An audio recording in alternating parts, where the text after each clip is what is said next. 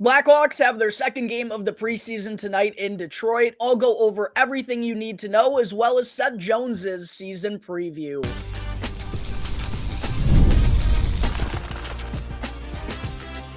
You're Locked On Blackhawks, your daily podcast on the Chicago Blackhawks, part of the Locked On Podcast Network, your team every day. What's up, everyone? Welcome back to another episode of Locked On Blackhawks, part of the Locked On Podcast Network, your team every day. I'm your host, Jack Bushman. You can go and find me on X at Jack Bushman2. Be sure, though, to go and check out my Strictly Blackhawks account at Talkin' Hockey. That way, you can get all of the latest Blackhawks news and updates. And also got to let you know that today's episode is sponsored by FanDuel. If you're not already a member, go and visit FanDuel.com right now to get $200 worth of bonus bets guaranteed when you put $5 down with America's #1 sportsbook. All right, good morning, everyone. Again, thank you all for joining me on another episode of Locked On Blackhawks, your one-stop shop for all things Chicago Blackhawks. Back in action are our Blackhawks here this evening as they'll be playing in their second game of the preseason. Once again, though, against the Red Wings, they open things up for both teams, Chicago and Detroit, at the United Center on Wednesday. They'll be finishing up this quick little home-and-home series to begin the preseason at Little Caesars tonight in Detroit. 6 p.m. Central Time puck drop for those in the Chicagoland area. Make sure to keep note of that. Not at 7 p.m. Central Time like we saw the preseason opener, but another opportunity for some Blackhawks players to really prove themselves to this coaching staff. Some guys getting their first look of the preseason, some guys getting another opportunity and hoping to carry over the momentum that they built from Wednesday night. I do want to be sure, though, to mention that this game is going to be streamed on Blackhawks.com like we saw the preseason opener. And there has been some concern over the last couple of weeks, of course, with CHSN not officially becoming the new network home for the Blackhawks, Bulls, and White Sox until October 1st. The Blackhawks, of course, have 2 more preseason games in the month of September until that becomes official. NBC Sports Chicago is no longer a thing. We're still waiting for some more announcements as far as the distribution deals for CHSN. Only DirecTV has been announced at this point in time. I know there are lots of Blackhawks fans out there right now who are probably watching this, who have Comcast, that are still wondering if they're going to be able to watch the Blackhawks this year. No updates on that. Whenever we do get those, I will be sure to mention them here on the show, and I will reiterate again, I know there's a lot of concern among Blackhawks fans. I would be absolutely astonished if they didn't have a deal with Comcast by October 8th. The Blackhawks know if they don't put this out on Comcast, they are going to lose so many eyeballs, and that's bad for business. That equals less money in their pockets, less money for the organization. That'll be a disaster. These things usually come down to the deadline. I fully expect Comcast to have a deal. I will be astonished if they don't. YouTube TV is the real interesting one to me, though, Blackhawks fans, because for those who also have YouTube TV like I do, you know, Marquee for the Cubs isn't on YouTube TV. So that's where my concern is. But I promise whenever we get updates on the CHSN front, I will cover them right here on Locked On Blackhawks. But the game tonight in Detroit and the game tomorrow in St. Louis were kind of the two that were left up in the air. We knew the Blackhawks preseason opener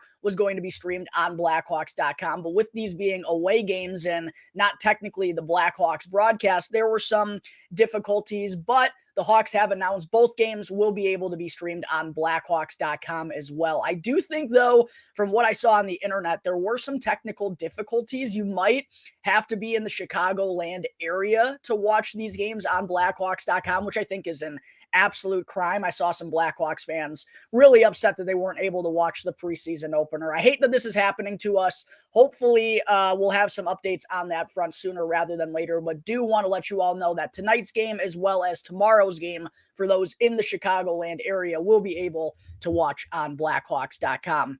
But as far as the Blackhawks lineup for their second preseason game worth of action, going to be getting into that as well as what we think we're going to see out of the Red Wings lineup.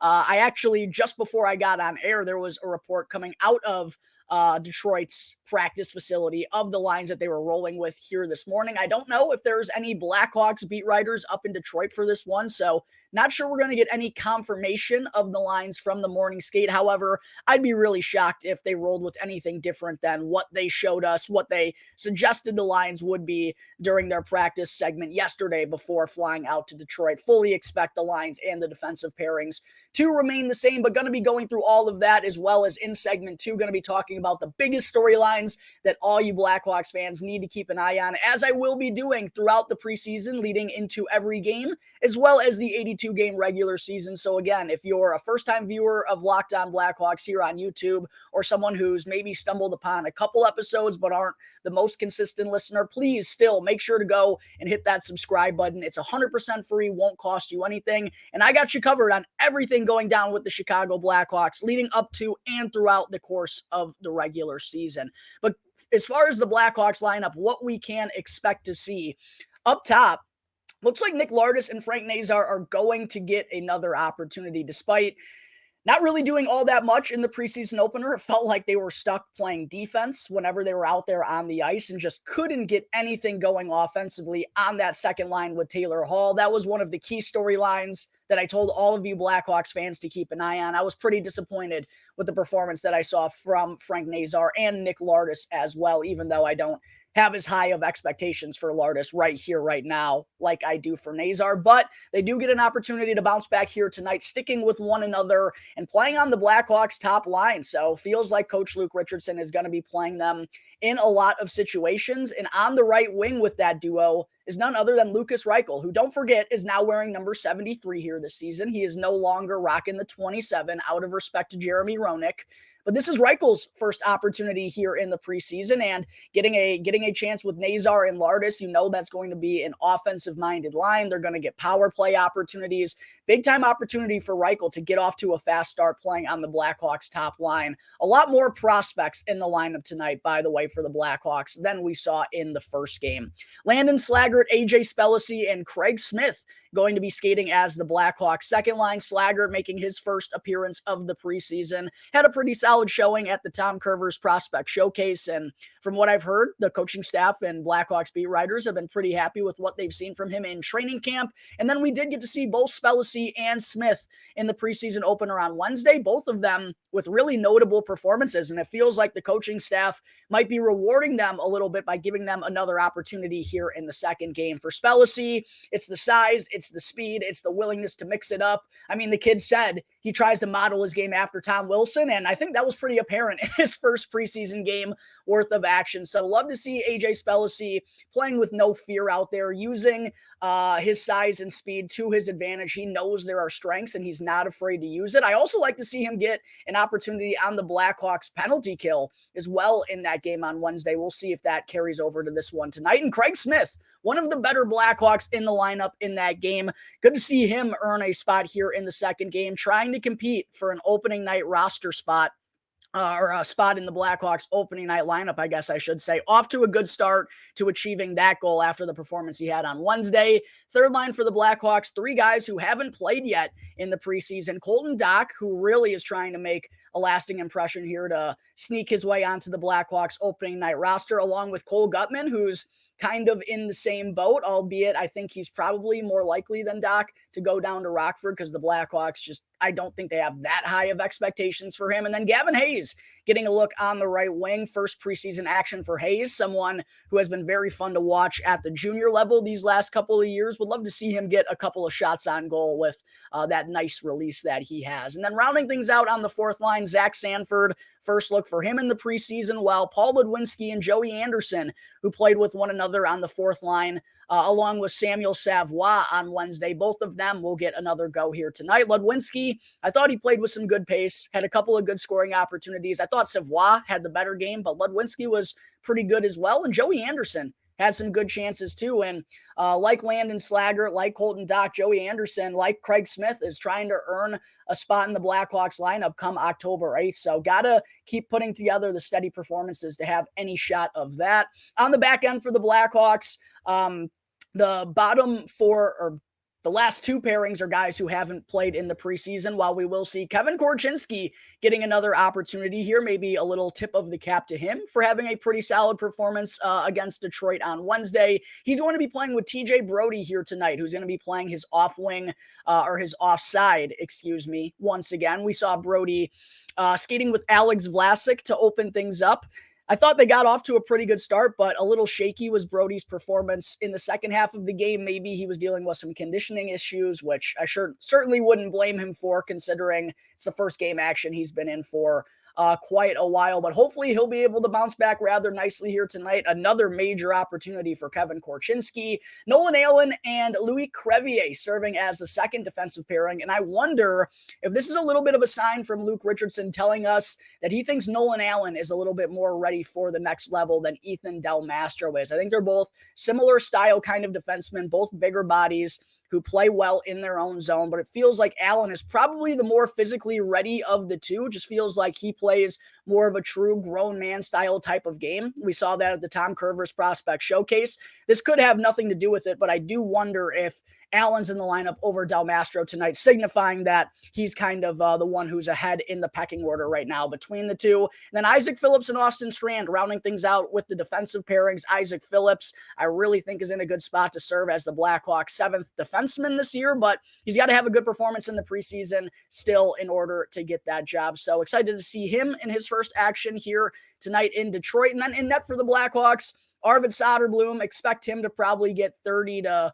40 minutes like we saw Mrazek get in the opener. And then Ben Gaudreau, who had a nice showing in the Tom Curver's Prospect Showcase, was responsible for the lone Blackhawks win over the weekend there. So nice courtesy by the Blackhawks coaching staff to give him a little bit of an opportunity. And then as far as the power play units go, what we saw at Fifth Third Arena yesterday before the Blackhawks left to Detroit, Frank Nazar, Nick Lardis, Lucas Reichel, and Craig Smith as the forwards for the top power play unit. Reichel in the bumper role, Craig Smith in the net front presence role, and then Kevin Korchinski, unsurprisingly, quarterbacking things from the point. Second unit was Cole Gutman, Gavin Hayes, Colton Dock, Landon Slaggert, and TJ Brody. Excited to see if we can get some Gavin Hayes or Colton Dock shots, two guys that love to shoot the puck on that second unit. Would love to get them some looks.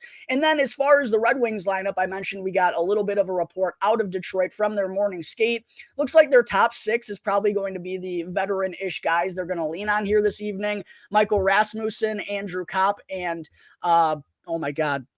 Christian Fischer. I almost blanked on his first name. Chicago boy. That would have been a huge shame on me. Serving as the Red Wings top line. And then Jonathan Berggren, JT Compher, another Chicago boy, and Blackhawks killer Vladimir Tarasenko skating on the Wings second line. Nate Danielson is really the most notable prospect for the Wings in the bottom six. Someone who, if you all have been listening to me since before the 2023 NHL draft, he was one of my favorite prospects in that draft. Was really hoping he was going to fall to the Blackhawks. The Red Wings wound up taking him off the board really early in that one. So excited to see Nate Danielson in action.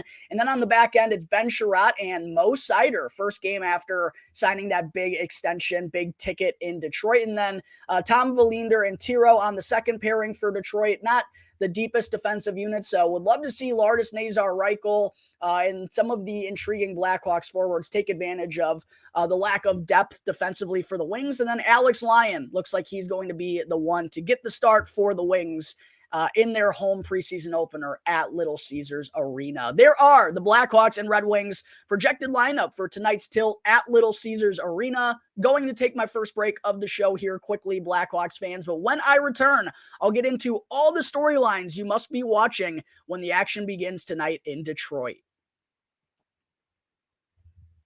Real quick, though, I do need to talk to you all about Indeed. We're all driven by the search for better, but when it comes to hiring, the best way to search for a candidate isn't to search at all. Don't search, but match with Indeed. And if you need to hire, then you need Indeed, because Indeed is the best matching and hiring platform with over 350 million global monthly visitors, according to Indeed data, and a matching engine that helps you find quality candidates in an instant.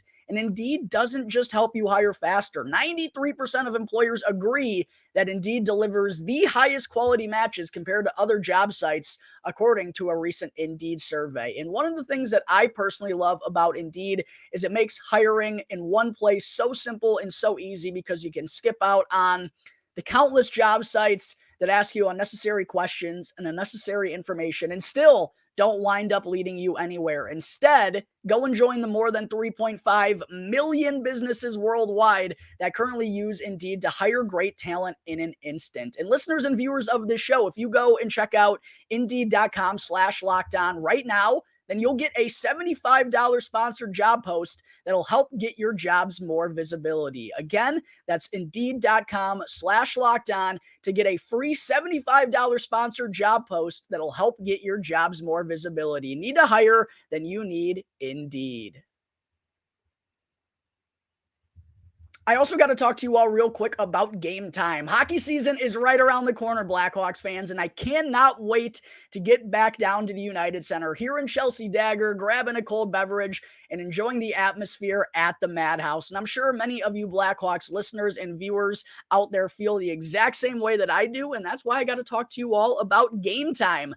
And Game Time has a new feature that's called Game Time Picks, which makes getting tickets to your favorite live events, not just hockey games, even easier. And for those who regularly tune into the show, I'm sure you've heard this spiel by now, but I really have been using Game Time since I was back in high school for probably close to 10 years now. And listen to this. This isn't a 100% true story, not part of the ad read. I am going to the Cubs game this afternoon. Where did I purchase my ticket? I purchased my ticket with Game Time because it's always the cheapest, fastest, and easiest way for you to purchase your tickets. I also love how Game Time offers views from every seat in the house so you know exactly what to expect before you make your purchase and before you arrive. Plus, they have last-minute tickets, flash deals, and zone deals that make it easy to find and buy tickets now that hockey season is about to take over. I highly recommend you all go and download the Game Time app, and when you do, create an account and use the promo code LOCKEDONNHL in all caps to get $20 off with your first deposit. You can get $20 off to go and see Connor Bedard and the Blackhawks down at the United Center this fall. All you got to do, download Game Time, create an account, and use the promo code LOCKEDONNHL in all caps. Last minute tickets, lowest price, guaranteed. Game Time. Back here on the Locked On Blackhawks podcast, part of the Locked On Podcast Network, your team every day. Just want to be sure to remind you all to smash that like button, comment down below, and subscribe to Locked On Blackhawks on YouTube. I know I'm having a lot of new viewers here on the show with Blackhawks preseason action beginning and the regular season within arm's reach. I will have you covered on all the latest Blackhawks news and updates right here on Locked On Blackhawks until the end of the year in April. And even when that ends, guess what? I'm grinding throughout the offseason. Make sure you subscribe to Locked On Blackhawks on YouTube. That way you don't miss out on any of the latest Blackhawks news and updates. And I do want to thank you all, everyone out there who made Locked On Blackhawks your first listen to start your day. For your second listen, go and check out the Locked On NHL podcast. The hockey season is about to start. Locked On NHL has you covered every day with a local perspective, with a national expertise, with a local perspective. It's where the season never ends. And you can easily find the link to Locked On NHL down in the description of this video, or simply search on YouTube or wherever you may listen to your podcast. Part of the Locked On Podcast Network, your team every day, as I will be doing for every Blackhawks preseason game leading up to the start of the regular season, with there being so many battles and job fights going on during training camp. I will be letting you all know each of the key storylines to be keeping an eye on throughout Blackhawks preseason games. There's so many to be keeping an eye on, different players in the lineup, mixing and matching. Every game is notable, as I've talked about on the show throughout the course of the last week since training camp opened up. These preseason games are really going to determine, I think, who wins and who loses these roster battles. And with so many guys being on the bubble, the Blackhawks want to give so many guys opportunities. You're probably only going to get 3 or, to me, at max 4 games to kind of prove yourself and win over this coaching staff. So every shift, every game, every opportunity counts. A lot to be keeping an eye on tonight in Detroit. First thing is, can Frank Nazar and Nick Lardis bounce back after their tough opening game? Nick Lardis almost had an expected goals for of 0 at 5-on-5 in that one against Detroit on Wednesday. I knew he was going to be a little in over his head in terms of the step up in competition from what he saw at the Tom Curvers Prospect Showcase, even though the Wings weren't rostering or putting out their NHL lineup or anything. I knew it was going to be much tougher sledding for Nick Lardis considering his lack of size, but I still didn't expect him, Nazar, and Taylor Hall to kind of get blanked the way that they did out there. And because of that, now, I mean, Nick Lardis, we know he's going back to Brantford, but for Frank Nazar, one of the biggest storylines of training camp is, can he earn a job out of camp? Certainly did not get off to the start that he wanted to, or us Blackhawks fans who are cheering him on to win a roster spot wanted to see him get off to. Not the start that we needed to see from Frank Nazar.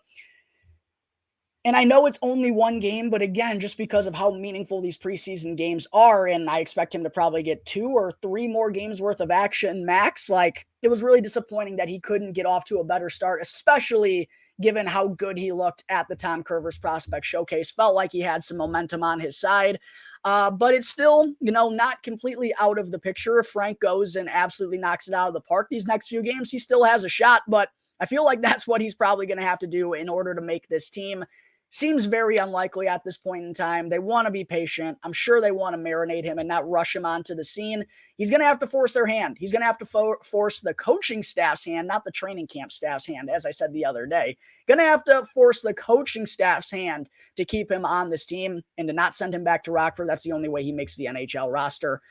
Got to be better here tonight along with Nick Lardis. Second storyline to follow is, does Lukas Reichel take charge offensively, right? As I mentioned, not a whole lot of veterans or guys with loads of NHL experience in the lineup for the Hawks tonight. And it's not like, Reichel has a boatload of NHL experience. He's kind of been a tweener for these last couple of years now. But he still has some of the most experience of anyone in this lineup, certainly of anyone on that top line, as he's skating with 2 prospects in Lardis and Nazar. So it's just a huge chance for him to make a good first impression, to win over the coaching staff, to prove that he can be a sharp offensive-minded piece of the top 6 for the Blackhawks this year. Now, obviously, he's playing with guys tonight that he's not going to be playing with in the top 6 should he earn that job. But if he really carries that line and drives things offensively, I think that's exactly what the coaching staff is looking for. So huge circle around Lukas Reichel and his name tonight, considering it's such a big prove-it type of year for him. Starts right here, right now for number 73, Lukas Reichel. Next storyline, can AJ Spellacy and Craig Smith keep the momentum going from their solid first preseason game? Spellacy, we know he's going back to Windsor, but every opportunity that he gets, all these experiences are going to bode so well for his development down the road. And I mean, mixing it up with NHL players here in the preseason, he's going to go back to Windsor in the OHL and be like, who are you, Jamokes? He's going to go and be bullying guys out there on the ice with his size, his aggressiveness. As I mentioned earlier, molds himself after Tom Wilson. And you can clearly see that in his game, even as an 18-year-old. So love what we've seen from AJ Spellacy thus far. Huge opportunity centering the second line tonight. And Craig Smith, man, one of the better Blackhawks, not only because he scored a goal, but he made some savvy defensive plays, turning defense into offense. I thought his speed looked really good. His playmaking was pretty evident. Would love to see Craig Smith carry that over tonight against Detroit as well. Number 4 is Doc, Slaggert, Gutman, and Anderson. All 4 of those guys are fringe guys getting an opportunity here tonight. Feels like one of them is going to have a standout performance, but which one of them is it going to be? Number 5. How does Kevin Korchinski look in his second game? I thought he got off to a really solid start with Connor Murphy, and with Kaiser being out due to maintenance. Had he not have been, I feel like Kaiser would have been in the lineup in the preseason opener, but it's how hockey goes. Guys get dinged up. Some guys jump in and get an opportunity, and thought Korchinski did a good job for the most part. Still gets outbodied a little bit by bigger competition, but still a 19-year-old kid who's kind of growing into his body at this point. Multiple reports suggested that Korchinski looked a bit thicker and gained about 10 pounds here in the offseason, which you love to see. That's something he's going to continue to have to do in order to kind of solidify himself in the defensive zone. But another big chance for Kevin Korchinski here tonight to kind of get a leg up or get closer in kind of the depth chart as far as where I think things are right now to Wyatt Kaiser. Next, we have Nolan Allen and Isaac Phillips getting their first opportunity on the back end. And both of those guys, I think, have physicality capabilities that really this coaching staff wants to see. And there's been a lot of praise for Isaac Phillips and his physicality here in the training camp from numerous accounts. Isaac Phillips has been the most physical Blackhawk here in training camp, and that's exactly what we want to see. We need him to be physical, to take advantage of his size, be rugged back there. Same exact style and mentality for Nolan Allen. We got to see that out of him. Those two guys have the ability to be solid, rugged, physical, shutdown defenders. We'll love to see that from each of them here this evening. And then last but certainly not least, how does Arvid Soderblom look in his first preseason action following just a horrendous last season? It was a glaring hole for the Blackhawks. They didn't have a backup goaltender. Soderblom going back down to Rockford on the last year of his current contract, so really has to prove something to this organization this year. Would be nice to see him kind of have a composed and comfortable and calming performance here tonight to kick off the preseason. All right, there are all the major storylines that I think Blackhawks fans should be watching for tonight when the Hawks take on the Red Wings. One final break to take on today's episode, but when I return, I'll dive into defenseman Seth Jones's 2024-25 season preview. But first, I got to talk to you all real quick about the fine folks over at FanDuel. To all my NFL fans out there, you can now start the season with a big return over at FanDuel, America's #1 sportsbook. So when you get a hunch in the middle of the game, you can go and check out the latest stats, view the live play-by-play, and so much more on the same page where you also happen to place your bets. And to all of my Blackhawks fans out there, FanDuel has now officially dropped the over-under lines for not only the Blackhawks, but for each and every NHL team's projected point totals for the 2024-25 campaign. Blackhawks are currently listed at 74.5, which I think is a really on par and savvy number listed by FanDuel. I've mentioned a couple of times on the show, I think the Blackhawks finished somewhere between 70 to 78 points this year. But if you're feeling confident in the Blackhawks' abilities and the Blackhawks' chances, if you're thinking they're going to crush that over 74.5, make sure to go and check out FanDuel.com right now. And if you're not already signed up, create an account. And when you put $5 down, you'll get $200 worth of bonus bets guaranteed. Again, that's FanDuel.com. If you're not already a member, create an account, put $5 down, and you'll get $200 worth of bonus bets guaranteed. FanDuel, America's #1 sportsbook. Real quick, one final reminder to please go hit the like button, comment down below, and subscribe to Locked On Blackhawks on YouTube. Also, be on the lookout for my Blackhawks versus Red Wings recap episode that I'm going to try to drop tomorrow morning. That way you all can have content. I'll also try to have a preview of the Blackhawks lineup against the St. Louis Blues. If it's not going to come out tomorrow, I will have something come out on Sunday. I'm not going to leave you all in the dark this weekend. But after this weekend, Mailbag Monday, right around the corner, Blackhawks fans. And I know many of you Blackhawks viewers and listeners have questions that you want answered. Be sure to drop them in the comment section down below. You can also DM me on any one of my social media channels. Email lockedonblackhawks@gmail.com, or shoot, you can even hit the community tab on the Locked On Blackhawks YouTube channel. It takes two to tango. Takes two for Mailbag Monday to happen. I really enjoy answering all of your questions. I really want to rack them up this week, so please make sure to drop them in the comment section down below. Next up on my Chicago Blackhawks 2024-25 season previews, things started off yesterday for anyone who might have missed it. And a season preview segment has been something that I've done on the show for the last couple of years, where I kind of take an inside look as to what statistics they put up last year, where each player needs to take the biggest strides, what kind of year I envision them having, what kind of numbers, even though I don't like putting numbers down for certain players. It's a fun segment that I always enjoy doing. And things started off yesterday with none other than 19-year-old face of the franchise, Connor Bedard. So if you happen to miss Connor Bedard's season preview, as well as my Blackhawks versus Red Wings preseason opener recap, make sure to go and check out that show. Hit the subscribe button to Locked On Blackhawks on YouTube as well, if you haven't done so already. Next up, though, on my Blackhawks season previews is none other than 29-year-old defenseman Seth Jones, who is now entering his fourth year as a member of the Blackhawks after being acquired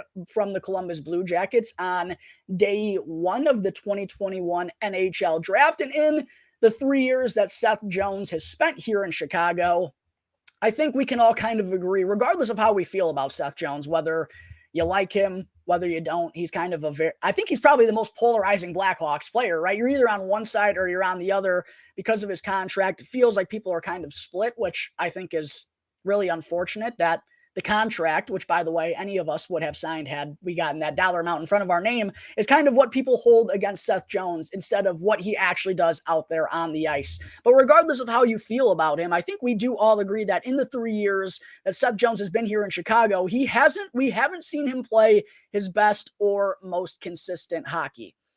And that's pretty disappointing considering what he is being paid. That's the disappointing part to me about Seth Jones is the lack of consistency that we've seen from him since coming to Chicago. Got off to a pretty good start in his first year, actually racked up 50 points for just the second time in his career, where he put up 51 in 78 games. That was when Patrick Kane and Alex DeBrincat were still here, though. The Blackhawks power play was much more dangerous, and defensively, Seth Jones wasn't really all that great in his first year here in Chicago. And then in his second year, the offense took a huge dip. He only put up 37 points in 72 games during the 2022-2023 season. And then we kind of saw more of the same out of Jones last year, particularly in the first half of the year.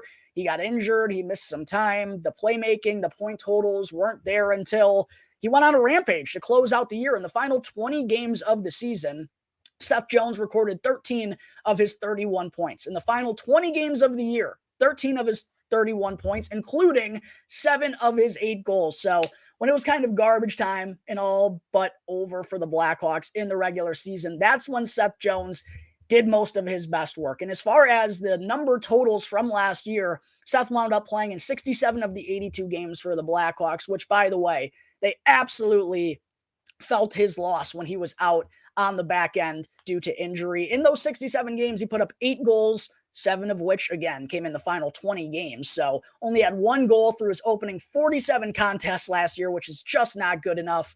Only 23 assists as well, 31 points total for Jones, 3 power play goals, and I forgot to check this before the start of the episode, but I know at least 2 came in those final 20 games as well, possibly even all 3. Only shot 4.7% despite having 8 goals, which I think there's room for growth for him in that area.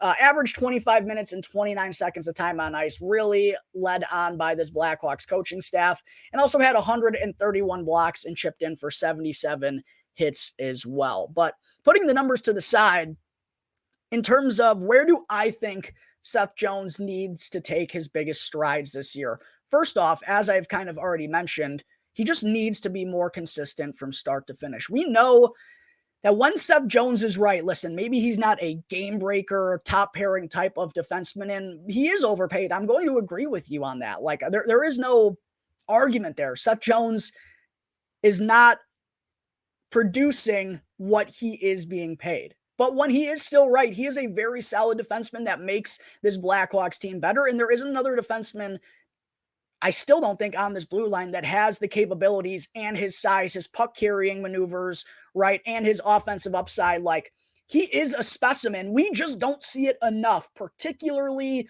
early on in the year. This has been my biggest gripe with Seth Jones these last 2 years. The starts have been awful, and so have the starts for the Blackhawks.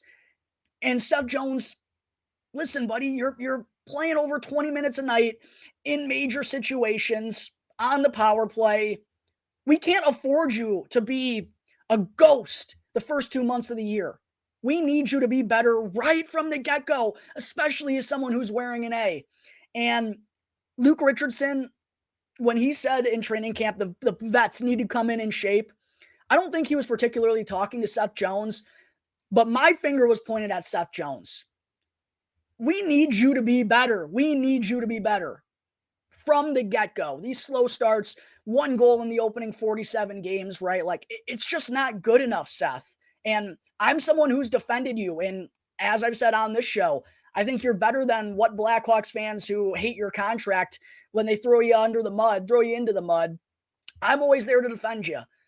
But I've called for you to get off to faster starts. I've called for you to have more consistent years from start to finish for each of the last 2 years, and I expected you to do it. I was high on your chances of doing it when going through these season previews, and you didn't do it.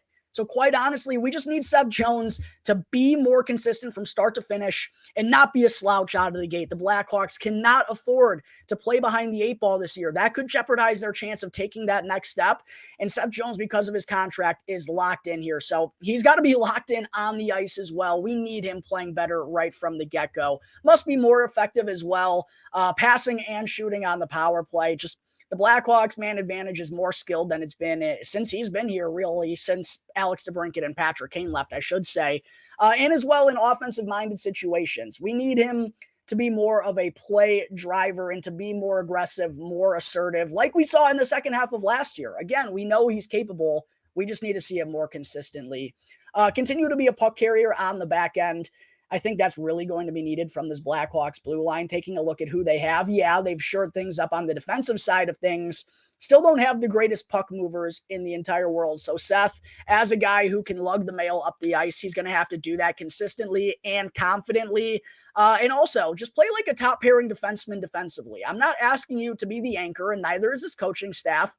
They're going to have Alec Martinez with you. They're going to have Alex Vlasic with you. Those two guys are already great, proven defensive defensemen, but you can't be a slouch out there. Be physical. Be tough to play against in your own zone. Be tough in front of your own net. Don't get burned backdoor for easy tap-ins. You're 6'4", 215 pounds, for crying out loud. Do not get bullied out there. We cannot afford for you to be a liability in the defensive zone. So those are kind of the things that I think Seth Jones needs to get better at this year. And in order for the Blackhawks to get better, I think he has to achieve some of those things. What kind of year do I envision Seth Jones having? I want to say I envision Jones having a smashing year and finally piecing it together on the back end for the Blackhawks. Now that there are some more offensive-minded players alongside him, and the power play should be much better. I just don't know how, after saying I expect Seth Jones to be better each of the last 2 years, I don't know how I can confidently say that he's going to do it, because he's kind of let us down with the lack of consistency. He does have more help, but we just need to see it. We need to see it this year. I fully expect him to be a 40-point defenseman. If he doesn't reach 40 points with this team and with this power play, I will be really disappointed, especially with the minutes that he plays, the top power play role, right? He just needs to be better and more effective. As far as the numbers that I would like to see Seth Jones put up this year on an 82-game pace, considering he scored 7 goals in 20 games to end the year, he has to get above 8 this year. I know he's capable. He had 12 the year prior, and I know asking double-digit goals is a lot out of a defenseman, but if Seth Jones is consistent from start to finish, we know he's capable of getting close to those double digits. So I would like to see him at least best that 8 goal total that he had from last year, and is easily attainable in 15 more games if he's able to stay healthy. Got to get above 30 assists. 23 last year just is not good enough. I'm not asking for him to be a 50-point guy, which is kind of the ceiling for him, so it seems, thus far, as he's now about to get into his 30s. Got to be into the 30s in the assist column. I have Seth Jones at 9 goals, 35 assists this year for 44 points for the Blackhawks. To me, he's got to have more than 30 points, 30 assists. He's got to have more than 40 points. He just has to. This team is not the most skilled in the NHL or anything, but they're better. They're better, and Seth Jones needs to be better as a result of that. We know he's going to have a big role, probably 24-plus minutes again this year. And I would also like to see the hits numbers get up. He's put up 100 before in a season. Probably would have had over 100 had he played in, 75, 80 games. But again, 6'4", 200 pounds. I'm not asking you to be overtly physical. Just be tougher to play against. That's what Luke Richardson expects of you. That's what us Blackhawks fans expect of you. And that's what you got to deliver this year if we want to see the Blackhawks take the next step as a team. All right. That's going to wrap up today's episode of Locked On Blackhawks. Again, thank you all for joining me on the show. Be sure to go and follow Locked On Blackhawks for free wherever you may be listening to your podcast. And even if you are someone who regularly tunes into the audio version, please make sure to subscribe to Locked On Blackhawks on YouTube. That way you can catch all of the latest episodes as soon as they're uploaded each and every day. YouTube videos are always uploaded before the audio stream, FYI. If you want to check me out on X, you can find me at Jack Bushman too. Be sure, though, to go follow my Strictly Blackhawks account at Talkin' Hockey. That way you don't miss anything, any of the tea that gets dropped on the Chicago Blackhawks. Best of luck to the Hawks tonight. Would be nice to see them not get swept in this little mini home in home series, even if it is the preseason. I hate seeing the Blackhawks lose to the Red Wings. So let's go and get one here tonight. Until the next show, might be Saturday, might be Sunday, not 100% positive. We'll definitely try to get something out for you Blackhawks fans this weekend, though. Until then, everyone have a great rest of your day. I'll see you next time on the Locked On Blackhawks podcast, part of the Locked On Podcast Network, your team every day.